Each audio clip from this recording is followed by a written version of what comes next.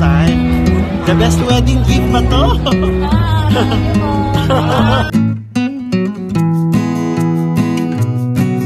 Ikinasal na ang batikang aktor at sa girlfriend nito na batikang aktres na si Charlie Dizon. Confirm ang balita dahil ngayon mismong araw ikinasal sa isang private resort sa Silang, Cavite. Private ang naganap na kasalan ng dalawa at piling mga kaibigan at kapamilya lang ang pumunta sa naturang kasal.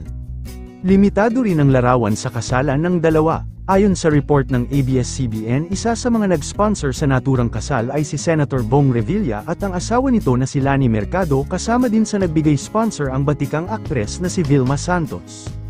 Makikita sa kumakalat na larawan ng dalawa kung saan makikita na naka-formal attire si Carlo at nakadamit pang kasal naman si Charlie Dizon. Surprise wedding ito at mukhang walang balak sabihin ng dalawa na ikinasal na sila.